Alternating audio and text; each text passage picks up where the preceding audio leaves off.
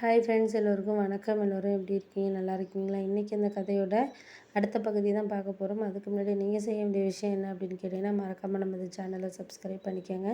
கீழே இருக்க பெல் பட்டனையும் கிளிக் பண்ணுங்கள். அப்போ தான் நான் போடுற வீடியோஸ் எல்லாமே உடனுக்குடனே நோட்டிஃபிகேஷன் வரும். ஸோ மறக்காமல் சேனலை சப்ஸ்கிரைப் பண்ணிவிட்டு வீடியோ பாருங்கள் ஃப்ரெண்ட்ஸ். வாங்க நம்ம கதைக்குள்ளே போகலாம்.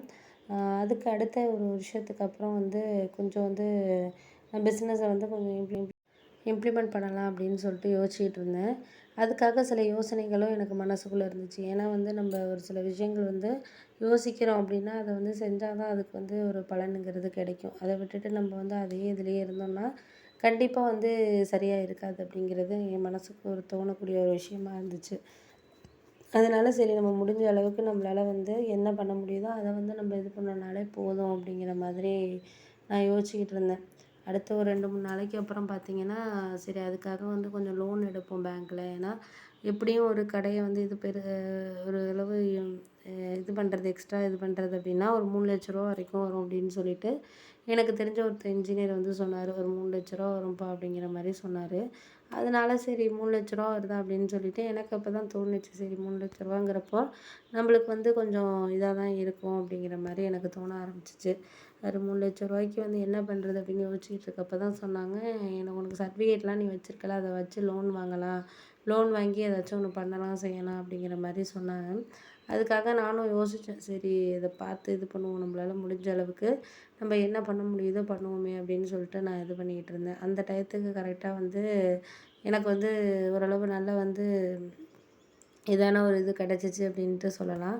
அதனாலே தான் ஒரு சில விஷயங்களை நம்மளுக்கு கிடைக்கிறதுக்காக இருக்கட்டும், எந்த ஒரு இதுக்காக இருந்தாலும் அதுக்கு ஒரு சில விஷயங்களை இப்போ செய்கிறதுக்காக இருந்தாலும் நம்மளுக்கு கரெக்டான ஒரு வேலை இது பண்ணுறதுக்கான இதுங்கிறது ஒரு இதாக இருக்கும் அப்படின்னோடனே, சரி அதுவும் சரிதான், நம்மளுக்கு எந்த ஒரு விஷயத்துலையும் நம்மளால் இது பண்ண முடியாது, செய்ய முடியாது அப்படிங்கிறது தான் நான் முயற்சி பண்ணிக்கிட்டு இருந்தேன்.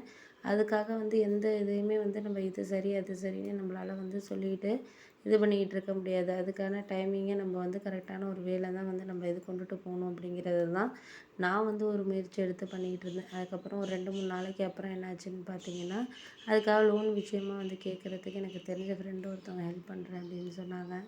ஏன்னா அவங்க ஒரு ஹெல்ப் பண்ணுவாங்க அப்படிங்கிற ஒரு நம்பிக்கையில் தான் நான் இது பண்ணிக்கிட்டு இருந்தேன். எதுக்குமே எனக்கு இதுக்கும் சம்மந்தம் இல்லை அப்படிங்கிற மாதிரி நான் ஒரு முடிவு பண்ணி இது பண்ணிக்கிட்டு இருந்தேன். அதுக்கப்புறம் அவங்களும் எனக்கு சரியான ஒரு இது பண்ணாங்க. சரி நம்மளுக்கு இந்த ஒரு விஷயத்துக்கு நம்ம இது பண்ணலாம், செய்யலாம் அப்படின்னு சொல்லிட்டு நானுமே ஒரு முயற்சிகளை நான் பண்ணி இது பண்ணிக்கிட்டு இருந்தேன் அப்படின்னு சொல்லலாம்.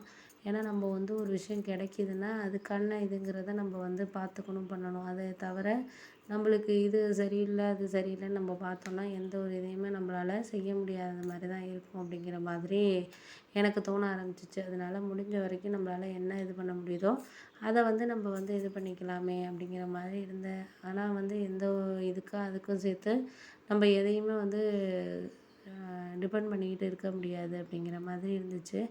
பரவாயில்ல, நம்ம எதையுமே இந்த ஒரு விஷயத்துக்காக நம்ம சரியான ஒரு இது பக்குவத்தோடு இது பண்ணால் மட்டும்தான் நம்மளால் இது பண்ண முடியும் அப்படிங்கிற மாதிரி சொன்னாங்க. சரி பார்த்துக்கலாம், எந்த ஒரு இதையுமே நம்ம இதுக்கும் அதுக்கும் சேர்த்து இது பண்ணக்கூடாது அப்படிங்கிறதுனால நான் ஒரு முயற்சிகளை நம்ம என்றைக்குமே சரியான ஒரு இதில் நம்ம பண்ணால் மட்டும்தான் இது பண்ண முடியும் அப்படிங்கிற மாதிரி ஒரு சில விஷயங்கள் போயிட்டு இருந்துச்சு. சரி பார்ப்போம், இருந்தாலும் நம்ம எந்த ஒரு இதையுமே இதுக்கு அதுக்குன்னு சொல்லிட்டு நம்மளால் இது பண்ண வேண்டாம், பார்த்துக்கலாம் அப்படின்ட்டு இருந்தேன். அதுக்கப்புறம் ஒரு வாரத்தில் அவங்க சொன்னாங்க, லோன் உங்களுக்கு கிடைக்கிறதுக்கு வாய்ப்பு இருக்குமா, ஆனால் 3 லட்ச ரூபா கிடைக்கிறதுங்கிறது கொஞ்சம் கஷ்டம்தான், ஒரு 2 லட்ச ரூபா வரைக்கும் வாங்கலாம் அப்படிங்கிற மாதிரி சொன்னாங்க. பரவாயில்ல, ஃபஸ்ட்டு 2 லட்ச ரூபா வாங்கினா கூட எங்கேயாச்சும் கடன் கூட வாங்கிடலாம், ஏன்னா நமக்கு நல்லா பிஸ்னஸ் போயிட்டுருக்கப்போ நம்ம அதை அடைச்சிடலாம் அப்படிங்கிற மாதிரி சொல்லி எனக்கு தோணுச்சு. அதனால் ஒரு 2 லட்ச ரூபா சரி எனக்கு இது பண்ணி கொடுங்க அப்படிங்கிற மாதிரி கேட்டேன்.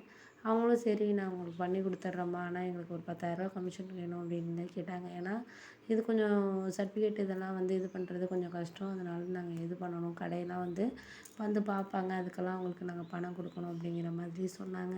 சரி ஓகே அப்படின்னு சொல்லிவிட்டு நான் தரேன் மேடம் அப்படின்னு சொல்லிட்டு அவங்கள்ட்ட சொன்னேன். நான் ஒரு 10 நாளில் உங்களுக்கு எப்படியாச்சும் நான் லோன் எல்லாமே ஏற்பாடு பண்ணி கொடுத்துட்றேன், நீங்கள் ஒன்றும் கவலைப்படாதீங்க. லோன் ஏற்பாடு பண்ணி கொடுத்ததுக்கப்புறம் நீங்கள் எல்லாம் வந்து இது பண்ணிக்கலாம், பார்த்துக்கலாம், செஞ்சுக்கலாம் அப்படிங்கிற மாதிரி சொன்னோன்னே, சரி சரி ஓகே, அதெல்லாம் கரெக்டு தான், நீங்கள் பார்த்து இது பண்ணுங்கள், சரியாக தான் வரும், எதாக இருந்தாலும் பார்த்துக்கலாம் பண்ணிக்கலாம் அப்படிங்கிற மாதிரி இது பண்ணிக்கிட்டு இருந்தேன். அப்புறம் ஒரு 2, 3 நாளைக்கு அப்புறம் வந்து அவங்க வர சொல்லியிருந்தாங்க. அப்புறம் போயிருந்தேன், நேரில் போய் என்ன பண்ணலாம், என்ன செய்யலாம் அப்படின்னு சொல்லிட்டு ஒரு ஐடியா கிடச்சிச்சு.